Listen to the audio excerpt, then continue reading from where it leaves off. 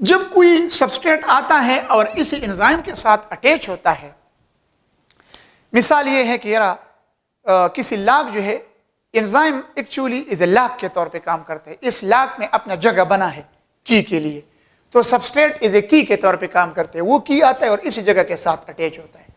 Suppose ये आप लोगों के साथ सबस्ट्रेट है, सबस्ट्रेट को देख ली, इसमें ये डेंटेटेड जगह है, एक्टिव साइट में भी ये डेंटेटेड जगह है, जिस तरह आपके साथ की है, की चाबी, की में अपने डेंटेटेड जगह बने हैं, फिर जो लाक होते हैं लाक में भी उधर उसी तरह डेंटेटेड जगह है, तो वो की जो होते हैं उसी लाक के उसी जगह में फिट होता है। इसी तरह जब कोई सबस्ट्रेट आता है तो वो एंजाइम के इसी जगह के साथ फिट होता है। तो अगर एंजाइम का ये शेप इसी तरह है, इसमें ये एक्टिव साइड ये डेंटेटेड पोर्शन है, तो इसके साथ ये सबस्ट्रेट अटैच हो सकता है। और अगर ये एंजाइम का ग्लोबुलर शेप खराब हो गया, फॉर एग्जांपल इस तरह हो गया, इसी तरह, अब इसमें डेंटेटेड जगह है लेकिन वो अजीब किस्म का है, इसके साथ फिर ये सबस्ट्रेट अटैच नहीं हो सकता। तो मतलब ये है the action of enzyme is essential for their the globular shape of the enzyme is essential for what purpose? For their action. Is it clear, my dear students? ये मैंने आप लोगों को जनरल इंट्रोडक्शन करवाया एंजाइम का। और enzyme जो होता है, chapter 3 enzyme, the branch of bio in which we study about enzyme is known as what? Enzymology. क्या कहते हैं इसको? Enzymology, enzymology. अब मैं आप लोगों को एंजाइम तो होते हैं, ये हमारे साथ स्पेसिफिक होते हैं एक्शन में, और इसको हम कहते हैं स्पेसिफिक कैटलिस्ट। कौन सा कैटलिस्ट? Specific catalyst. यानी ये खास रिएक्शन को कैटलाइज करते हैं, खास सबस्ट्रेट को।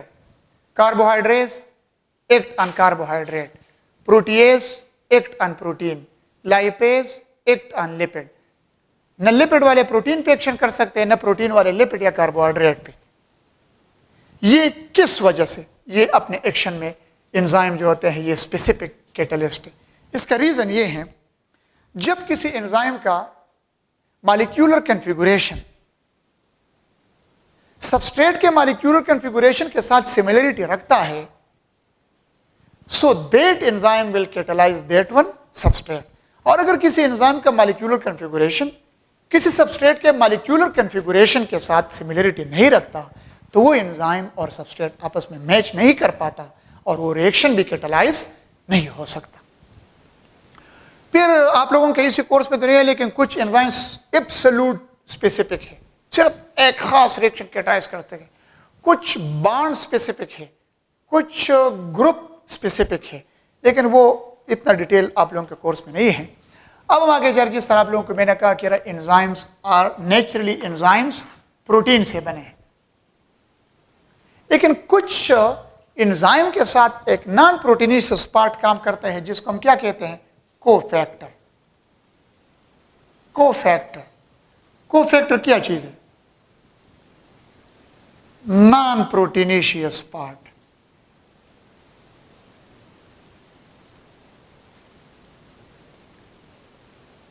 which is essential for the action of enzyme. Non-proteinaceous part which is essential for the action of enzymes is known as what? Cofactor, मददगार, मुआविन इसको कहते हैं ये, या कोफैक्टर को आप लोग मॉडिफायर भी कहते हैं। ये एंजाइम को मॉडिफाई करते हैं, इसके एक्शन में इसके साथ हेल्प करता है। तो बाज एंजाइम के एक्शन के लिए एक नॉन प्रोटीनिशियस पार्ट की जरूरत होता है, और उसी नॉन प्रोटीनिशियस पार्ट का नाम कोफैक्टर है। माय डियर स्टूडेंट्स, ये बात ज़हन नशीन कर ले। बाज़ स्टूडेंट इसमें अक्सर कंफ्यूज होते हैं। इसके जो टाइप्स है हमारे अपने बुक में ये गलत तरीके से दिया है। आप लोग फेडरल बुक देख ले, पंजाब बुक देख ले, ए लेवल बुक देख ले, फॉरेन बुक देख ले, उसमें फिर ये ठीक दिया है कि मतलब इसके फिर 3 टाइप्स है। कितने टाइप्स है कोफैक्टर? कोफैक्टर जो होते हैं, कोफैक्टर हमारे साथ 3 किस्म के हैं। One is activator, one is coenzyme, one is prosthetic group. Prosthetic group, अब आप लोग देख ले, activator, coenzyme and prosthetic group. समझ आ रहे हैं ना? How many types of cofactor? तीन टाइप्स है. How many types of cofactor? There are 3 types of the cofactor. The first one is the activator, the second one is the coenzyme and the third one is the prosthetic group.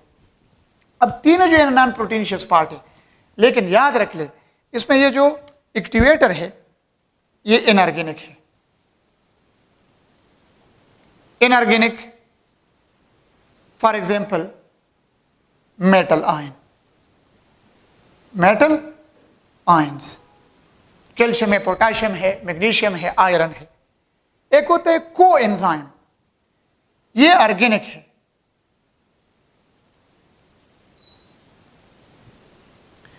और prosthetic group भी organic है. But point to be noted, activator जो होता है, activator का example तो metal ion है, यानी non proteinaceous part which is not bonded to the enzyme and they are actually inorganic ions, they are metal ion, they are activator.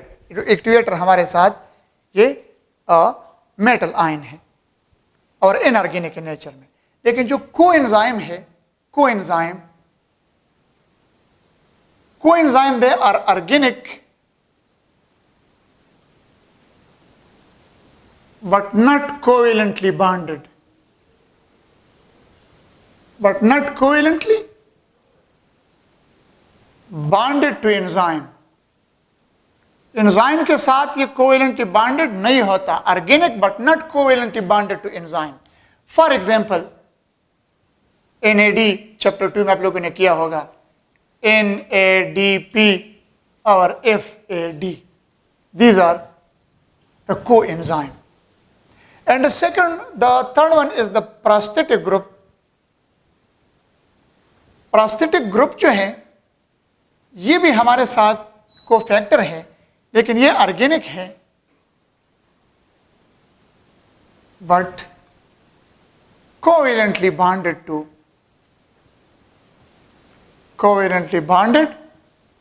Enzyme. That is known as what? Prosthetic group. For example इसके example में दे रहा हूं haem. Haem तो haemoglobin में भी होता है which act is A oxygen transportation, लेकिन हीम जो है ऑर्गेनिक मॉलिक्यूल है, रिंग शेप, इसके साथ आयरन अटैच होता है. Act is A P group, prosthetic group for the electron carrier enzyme. Electron carrier enzyme catalase और साइटोक्रोम और मुख्तलिफ इस एंजाइम के साथ इस एक इलेक्ट्रॉन कैरियर के तौर पे काम करता है. तो ये हमारे साथ क्या है? Which of the following act is act is a prosthetic group for the electron carrier enzyme? तो वो है हीम. तो ये हीम हमारे साथ प्रोस्थेटिक ग्रुप है. तो मतलब 3 टाइप है. नॉन प्रोटीनिशियस इनऑर्गेनिक मॉलिक्यूल, अगर MCQs आ जाए, a non-proteinaceous inorganic molecule which act as a cofactor is known as dash, is known as activator. The second one, the non-proteinaceous organic molecule which act as a cofactor and not bonded to enzyme is known as what? Coenzyme. और अगर question आ गया, the non-proteinaceous organic molecule which is covalently bonded to the enzyme is known as dash, is known as prosthetic group. अब सुन ले, consider कर ले, ये marker का ये व्हाइट पोर्शन जो है ये आप लोगों के साथ एंजाइम का प्रोटीन पार्ट है ये वाला, और ये पोर्शन जो ये ब्लू ये इसका नॉन प्रोटीन पार्ट है. अगर ये प्रोस्थेटिक ग्रुप है तो इसके साथ अटैच होगा, अगर ये कोएंजाइम या एक्टिवेटर है तो इसके साथ सेपरेट होगा. व्हाटएवर में भी जो भी है, लेकिन ये प्रोटीन पार्ट है और ये नॉन प्रोटीन पार्ट है. मैं कहता हूं कि जब मैं ये नॉन प्रोटीन पार्ट इसी प्रोटीन पार्ट से, ये व्हाइट पोर्शन ये प्रोटीन पार्ट है, ब्लू पोर्शन नॉन प्रोटीन है, जब मैंने नॉन प्रोटीन पार्ट सेपरेट किया, ये रिमेनिंग प्रोटीन पार्ट जो रह गया इसका नाम क्या होगा? इसका नाम होगा एपो एंजाइम. ये एक बार क्वेश्चन आया था, प्रीवियस पेपर देख ले, एपो एंजाइम. क्वेश्चन इस तरह होगा, when we detach, when we remove, when we separate the non-proteinaceous part, so the remaining protein part is known as dash, is known as apoenzyme. और अगर आप लोग इस तरह कर ले कि apoenzyme प्लस कोफैक्टर लिख ले या प्रोस्थेटिक ग्रुप लिख ले या कोएंजाइम या एक्टिवेटर जो भी लिख ले। फॉर एग्जांपल मैं कोएंजाइम लिखता हूं, रिजल्ट में क्या होगा? Holo enzyme. बाद स्टूडेंट इसमें कंफ्यूज हो जाते हैं, वो ये सोचते हैं कि सर आपने, अगर मैं आप लोगों से कहा कि holo enzyme is equal to, कि होलो एंजाइम किसके बराबर है, किस चीज से, तो मतलब जब एपो एंजाइम के साथ कोएंजाइम अटैच हो जाए तो that is known as what? Holoenzyme. लेकिन सिर्फ अगर मैं इधर ये लिख लो apoenzyme plus prosthetic group, फिर भी होलो एंजाइम होगा। और अगर मैं लिख लो एपो एंजाइम प्लस एक्टिवेटर, फिर भी होलो एंजाइम होगा। मतलब मेरा ये है, when we remove the non proteinaceous, ये ब्लू पोर्शन नॉन प्रोटीनेशियस है, when we remove this non proteinaceous part from this enzyme, this remaining portion of the enzyme is known as what? Apo enzyme. और बाएं हाथ में मेरा ये जो marker का ये लेड है, ये नॉन प्रोटीनेशियस पार्ट है। अब नॉन प्रोटीनेशियस पार्ट तो तीन किस्म का है, एक्टिवेटर भी हो सकता है, कोएंजाइम भी हो सकता है, प्रोस्थेटिक ग्रुप। ये नॉन प्रोटीनेशियस पार्ट इन तीनों में से जो भी है, लेकिन ये मैंने सेपरेट किया, तो ये remaining portion of the enzyme is known as what? Apo enzyme. ये एपो एंजाइम हो गया ये। अब इसी एपो एंजाइम के साथ मैं दोबारा ये कोफैक्टर अटैच करता हूं। अगर ये एक्टिवेटर है या कोएंजाइम है या प्रोस्थेटिक ग्रुप है, तो इससे रिजल्ट में क्या चीज आएगा? होलो एंजाइम आएगा। Is it clear? तो ये आप लोगों के साथ इसके मुख्तलिफ अक़साम मैंने आप लोगों को मेंशन किए। अब हम आगे जा रहे हैं, mode of action of enzyme. Mode of action of enzyme, ये बहुत इजी चैप्टर है और शॉर्ट चैप्टर भी है। तो मोड ऑफ एक्शन, और एक चीज और भी ज़हन में याद रख ले, मैंने तो इधर लिखा है कि all enzymes are protein in nature, लेकिन इसमें एक्सेप्ट भी लगा दे। All enzymes are protein in nature but except, कोई ऐसा एंजाइम है कि वो प्रोटीन इन नेचर नहीं है? बिल्कुल है, ribozyme.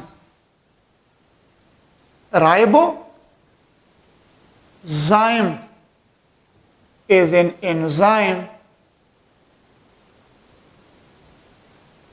which is not protein in nature। ये ऐसा एंजाइम है कि ये नेचर में प्रोटीन नहीं है, ये आरएनए मॉलिक्यूल है, और ये आरएनए मॉलिक्यूल प्रोटीन सिंथेसिस में पॉलीपेप्टाइड चेन के एलांगेशन में काम करता है। Which of the following enzyme is not protein in nature but work like other enzyme? Once again, which of the following enzyme is not protein in nature but work like other enzyme? Is ribozyme. क्या चीज है? Ribozyme. ये ribosome में होते हैं और इसे एक आरएनए है जो एंजाइम के तौर पे काम करता है, पॉलीपेप्टाइड चेन के एलांगेशन में इन्वॉल्व होता है। ओके जी, अब नेक्स्ट हेडिंग हमारा ये थे, एक एमसीक्यूज आ गया, ये नोट कर ले। अब मोड ऑफ एक्शन।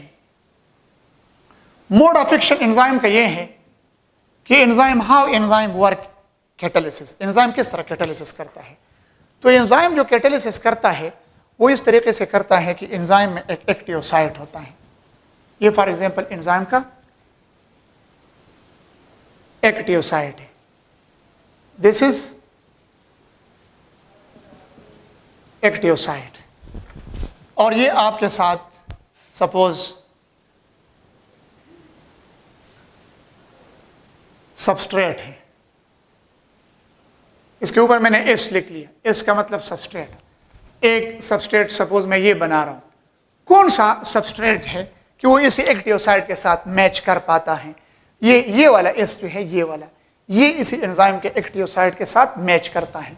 ये सबस्ट्रेट इसके साथ मैच नहीं कर पाता, ये सबस्ट्रेट इसके साथ मैच नहीं कर पाता। इस तरह मैंने आप लोगों को कहा कि when the molecular configuration of an enzyme and a substrate shows similarity, so that enzyme and substrate will attach and complex will form। तो सबसे पहले ये है, ये सपोज ई का मतलब है एंजाइम प्लस एस का मतलब है substrate is equal to S का मतलब है एंजाइम, एंजाइम सबस्ट्रेट कॉम्प्लेक्स। जब एंजाइम सबस्ट्रेट कॉम्प्लेक्स बन गया, अब इसके बाद कैटालिसिस होगा। E S gives rise to it P, plus E. E का मतलब है एंजाइम, वो एंजाइम दोबारा इस तरह प्रोड्यूस होगा। और पी का मतलब है प्रोडक्ट, तो प्रोडक्ट अब किस तरह होगा, ये क्यों ये प्रोडक्ट